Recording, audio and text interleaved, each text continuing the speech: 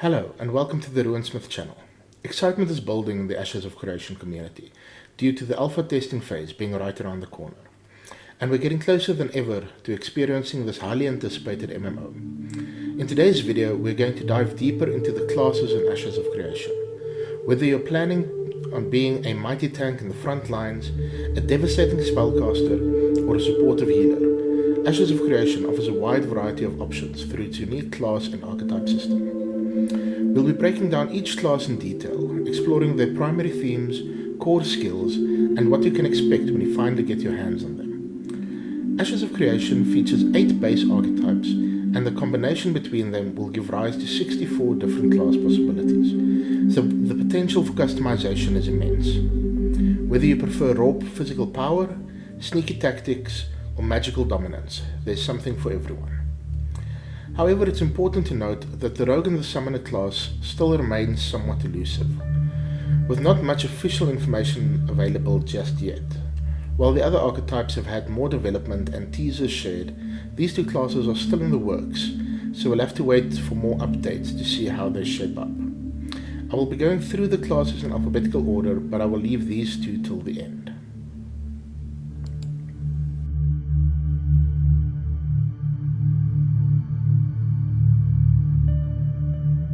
Bards in Ashes of Creation are versatile virtuosos, wielding the power of music, song, dance, and storytelling to inspire their allies and demoralize their enemies. Their abilities allows them to amplify the strengths of their party while exploiting the weaknesses of their foes, making them a crucial and flexible support role. Whether through enchanting melodies, captivating pantomimes, or soul-stirring tales, bards excel at turning the tide of battle. Their unique repertoire ensures that they leave a lasting impression on all who encounter them, serving as both a source of encouragement for their team and a bane to their enemies. The theme of the bards are melody, dance, song, and story. Melody simultaneously channels abilities that provide buff to their allies or debuffs to enemies. These abilities can be specialized to grow stronger the longer they are maintained, or to seamlessly switch between multiple melodies at once.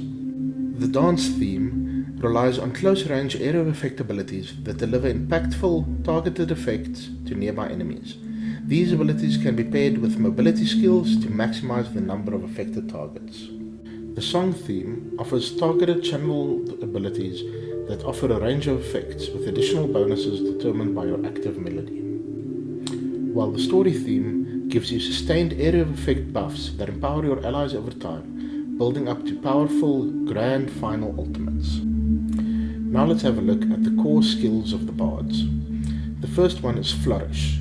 It says, slide forward gracefully in your aimed direction and gain pep. It can be used concurrently with any other ability. Pep increases movement speed by 20% for 5 seconds.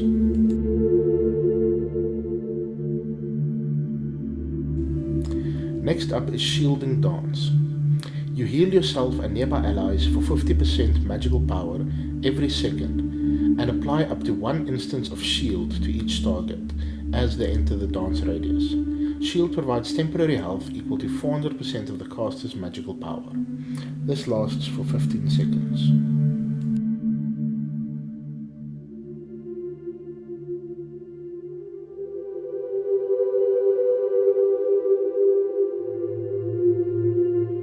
Next up, we have Dark Lullaby. It deals 40 to 80% magic damage to target enemy each second.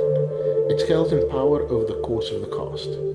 This damage will not wake an incapacitated target. The final hit applies stun if the target is still incapacitated.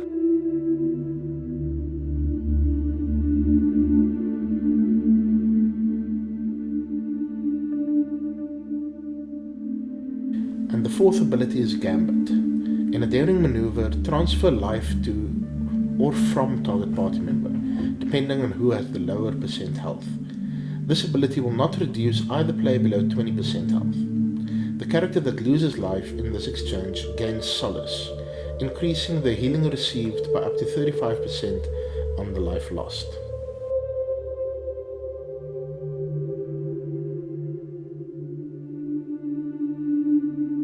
Before we look at the Bard archetypes classes, I just quickly want to mention, we haven't gotten a lot of information about the various classes of any of the archetypes yet, and they won't be available in the alpha testing, or at least not initially. We do know that they won't offer any new abilities to your archetype, but rather alter your existing abilities in unique ways, depending on your chosen class. With that said, let's dive into the Bard's classes. For the Bard, if you go Dual Bard, your class will be the Minstrel. A Bard who chooses Cleric as a secondary archetype will be called a Soul Weaver. If you take Fighter, you will be known as a Tell Sword, and if you pick a Mage as your secondary choice, you will be a Magician.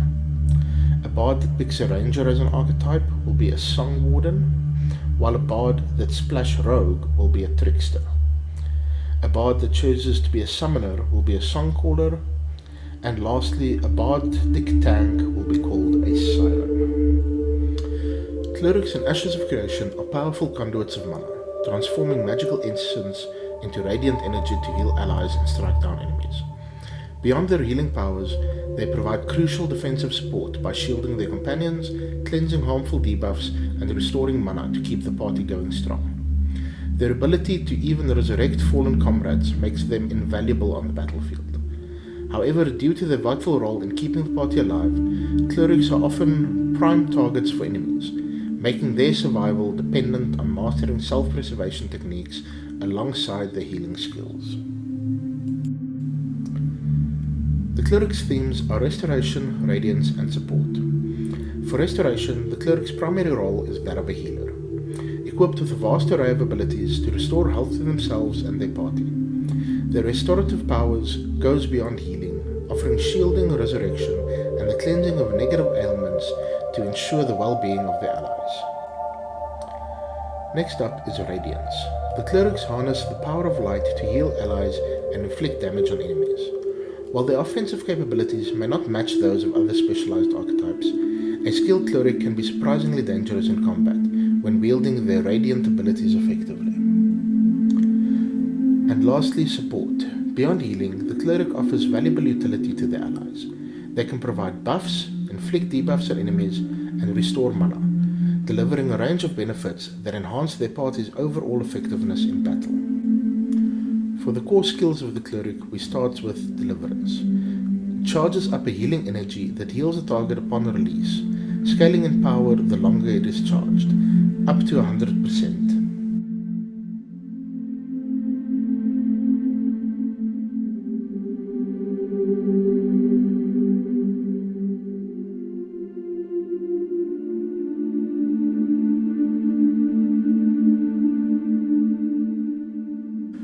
Next is Consecrating Wave. It sends forth a wave of radiance that deals damage and applies volatile to all enemies in front of you.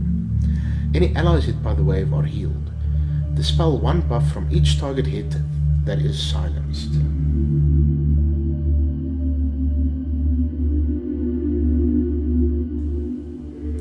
Next is Wings of Salvation. You sprout phoenix-like wings and dash to a target ally, granting 250% temporary health to the caster and target on arrival.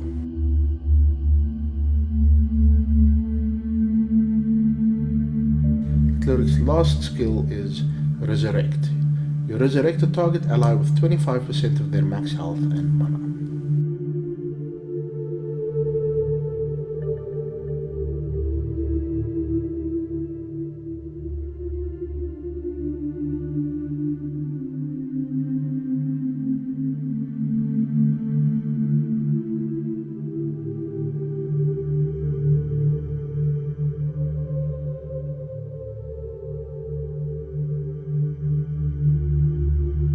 Now let's take a look at the cleric's classes. If you go cleric first and bard second, you will be a scryer. If you choose to double down on cleric, you will be a high priest. A cleric that dips into fighter will be called a templar, while one that chooses mage as their secondary will be called an oracle. If you choose to take the ranger as your secondary archetype, you will be a protector. And if you choose the summoner, you will be a shaman. If you take the tank as your secondary archetype, you will be called an apostle. Next up is the fighter. The fighter in Ashes of Creation is an agent of chaos on the battlefield, harnessing mana to transform the magical energy around them into overwhelming offensive power.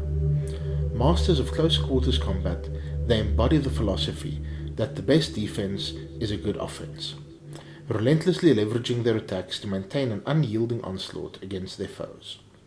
With exceptional gap-closing mobility and resistance to magic, they can hinder or control their movements.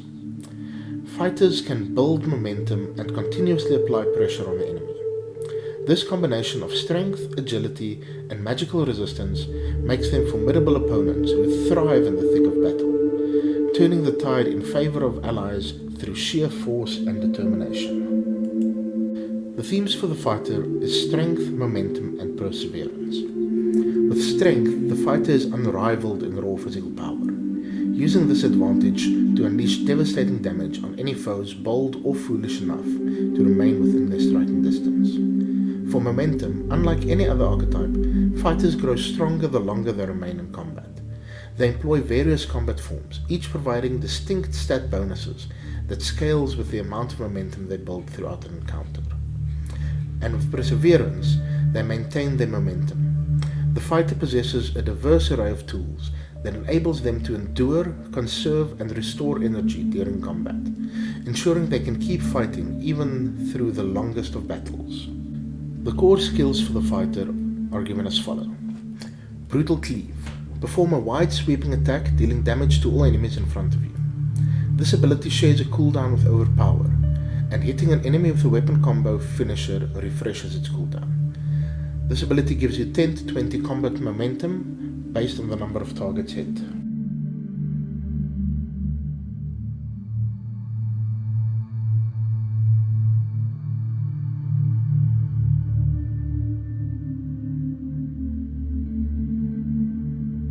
Next is Berserk. You consume your combat momentum rapidly, gaining 30% more physical power and movement speed, and immunity to disabling effects while active. Must have at least 20 combat momentum to activate, and the effect ends when all your combat momentum is fully depleted.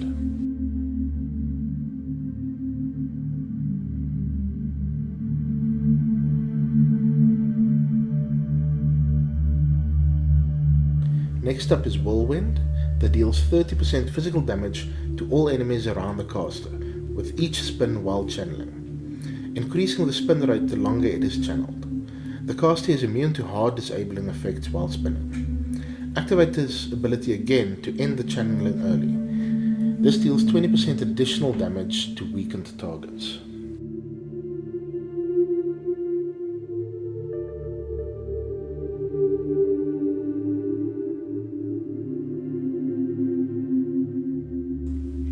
The next ability is Battle Cry, that applies riled to the caster and all party members, and weakened to all nearby enemies. You also gain 5 combat momentum for each target that's riled and each target that was shaken.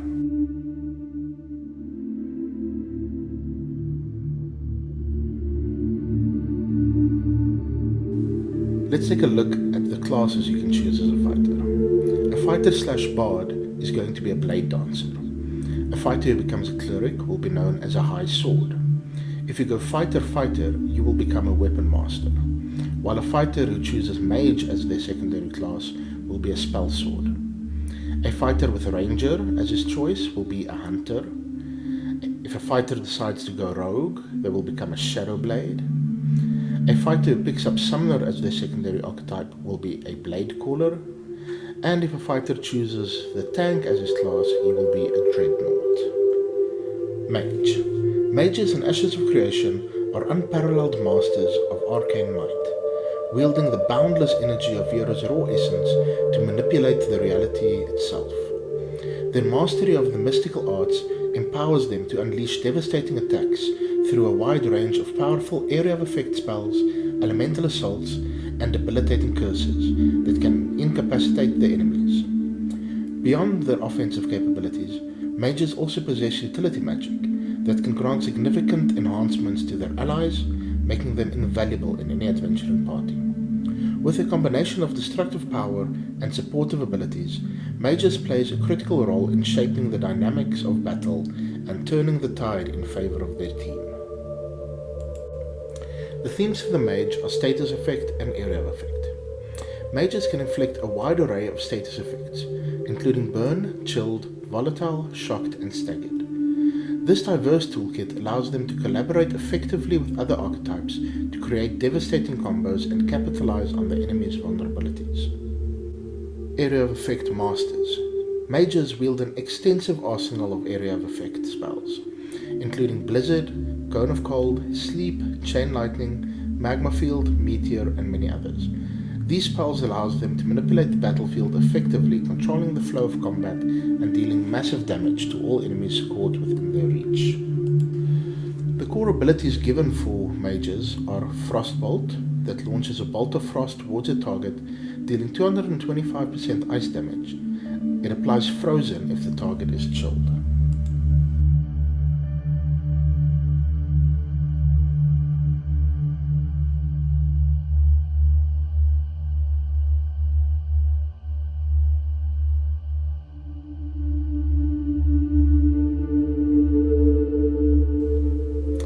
Chain Lightning, that releases a powerful streak of lightning that hits your primary target and then chains outward to up to 5 nearby enemies from that target, dealing 175% lightning damage to each and applying Shocked to all targets with Volatile.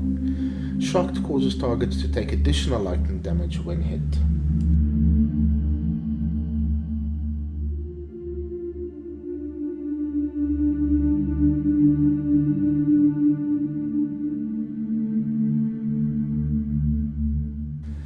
Magma Field erupts the earth at target location, forming a boiling pool of lava that periodically deals 25% fire damage directly and applies 50% fire damage over time as burning, lasting 8 seconds.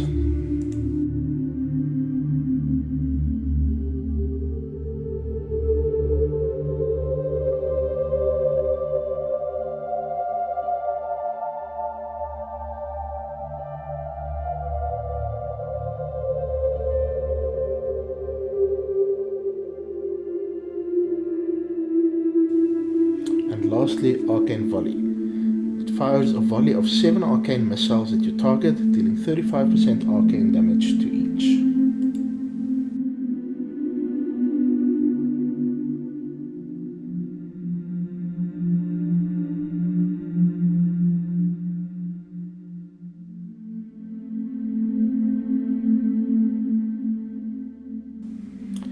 The classes that you will be able to choose for the mage are as follow. If you choose a bard as your secondary archetype, your class will be a sorcerer. A mage that chooses to go cleric second will become an acolyte. If a mage decides to become a warrior, he will become a battle mage, while one who decides to put everything into magic becomes an arch wizard. A mage ranger combo will be a spell hunter, while a mage rogue combo will be a shadow caster. If a mage chooses to go with the summoner, he will be a warlock, and if he chooses the tank as a secondary, he will be a spell stone. Rangers. Rangers in Ashes of Creation share a profound connection with the world around them, granting them near supernatural abilities to track enemy targets and camouflage themselves effectively in any terrain. Their deep affinity for nature enhances their magical acumen, enabling them to harness the fury of the natural world in battle, unleashing devastating volleys of arrows and crippling weapon strikes on their foes. Rangers can also leverage this natural magic to boost their mobility, allowing them to swiftly evade danger and reposition themselves in combat. When a ranger marks you for death, it is wise to take heed, for their skill make them lethal hunters who can swiftly bring your affairs to close. The themes for the rangers are marks, scouting, ammo imbues, and mobility. Marks. The ranger can mark a target for death, significantly increasing the damage they receive from all sources for a limited duration. Scouting. With their exceptional tracking skills and ability to navigate unseen, rangers make ideal scouts in any adventuring party. Ammo imbues. The ranger has the ability to imbue their ammo with unique effects, allowing them to strategically prepare for engagements and adapt to various combat situations. And mobility. The ranger's deep connection to the natural world enables them to leap over obstacles effortlessly, while also enhancing their own movement speed and that of their allies.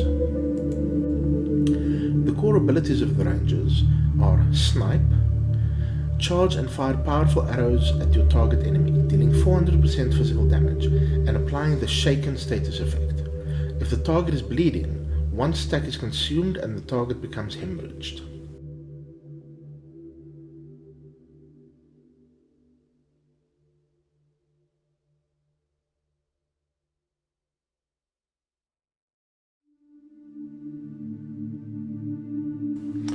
Mark of the Tiger. Marks the target, increasing critical chance versus the target by 25%.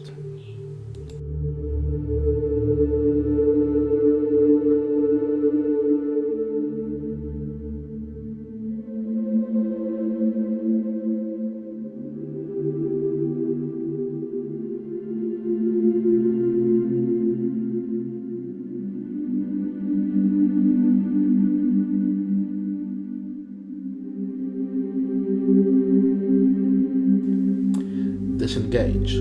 Delivers a quick kick backflipping in the opposite direction. Enemies are snared for 4 seconds, weakened targets are knocked back.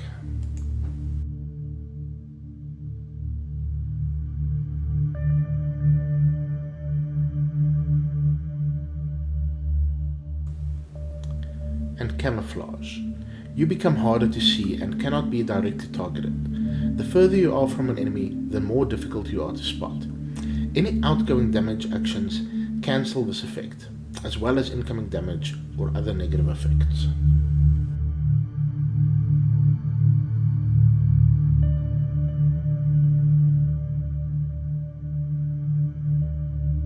The classes available to the rogue are as follows. If you choose Bard as your secondary archetype, your class will be Bowsinger. A ranger that chooses to go Cleric second will become a Soulbow. If a ranger decides to become a fighter, they will be a Strider.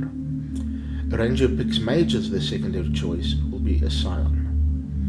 If your ranger as your secondary archetype, your class will be Hawkeye. If a ranger chooses Rogue, they will be a Scout. And a ranger opting for Summoner will be a Falconeer. And the ranger that chooses Tank will be a Sentinel. Tank. A tank in Ashes of Creation plays a crucial role by drawing attackers towards themselves, absorbing damage that could otherwise incapacitate or severely injure their allies. While other archetypes strive to evade harm, the tank embraces it, enhancing their durability and increasing the damage they inflict with every strike.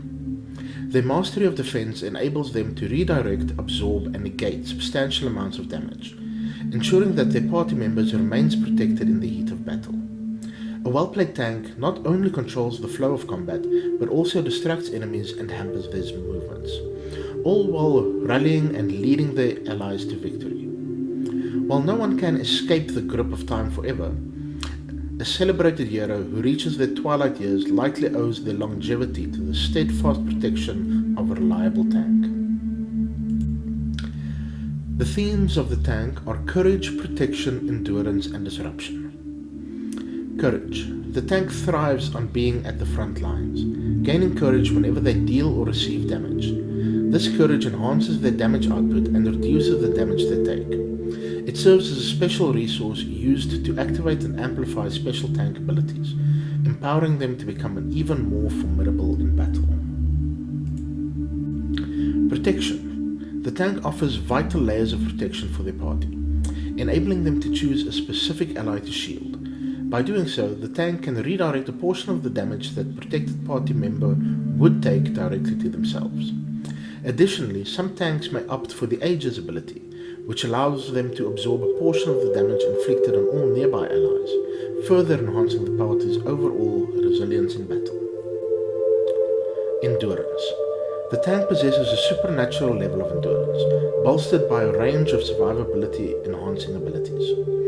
Measuring the timing of these abilities is crucial, as a fallen tank can no longer safeguard their allies, making their survival paramount to the team's success in battle. Disruption. The tank wields a variety of skills designed to disrupt enemies, effectively locking them down and preventing them from inflicting harm on the tank or their allies. The core skills of the tank is as follows. Vengeance.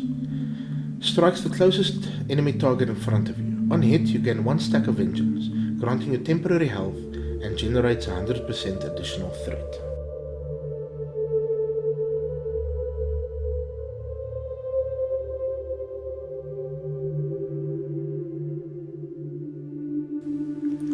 Aegis dispels all negative effects on the caster and creates a protective dome for 15 seconds, transferring 20% of all damage received by targets within the area to the tank instead. Can be toggled off early to cancel the effect.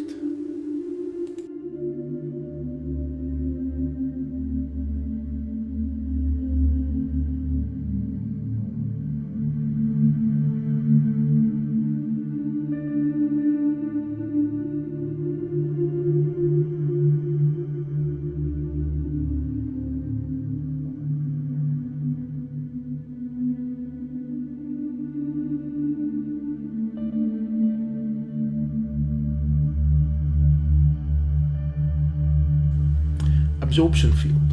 Throw a rallying banner to the target location that spawns an absorption field upon impact. You and all allies that enter the absorption field are granted temporary health equal to 20% of your maximum health.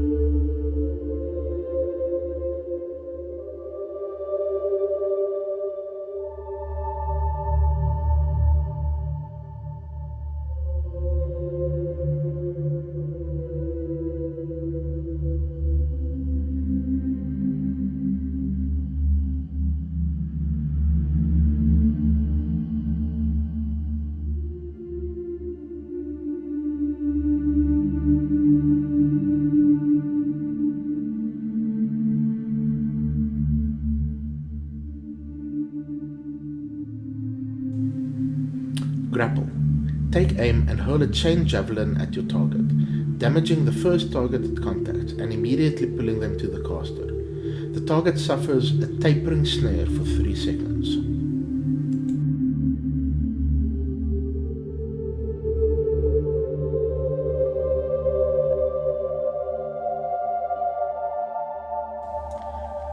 The classes available to the tank are, if you choose Bard as your secondary archetype, your class will be an Argent.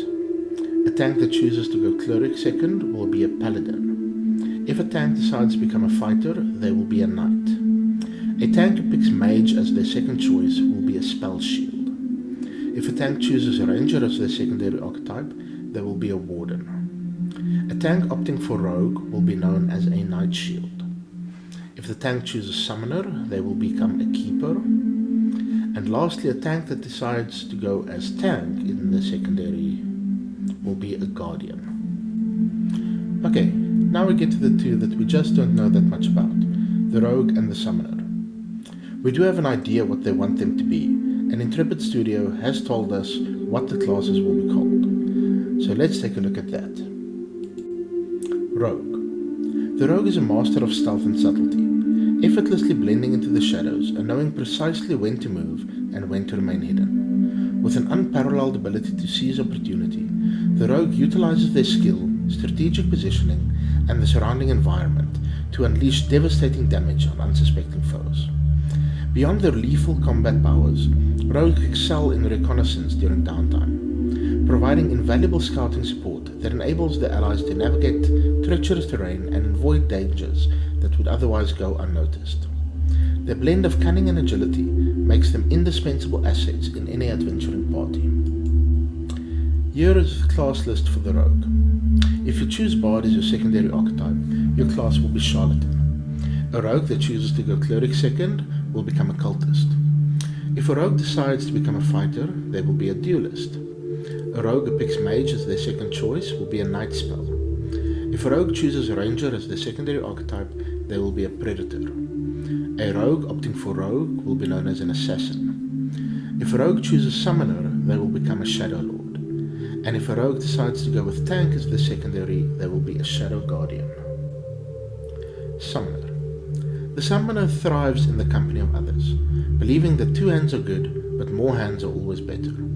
With a deep connection to the Void and other mystical realms, they possess the unique ability to summon powerful entities to aid them in battle.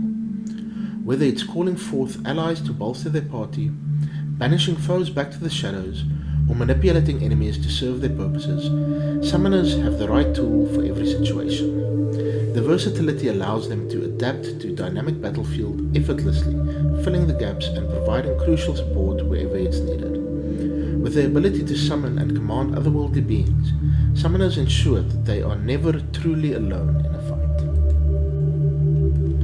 The following classes are available to the summoner. If you choose Bard as your secondary archetype, you will be called an enchanter. A summoner that chooses to go Cleric second will become a necromancer.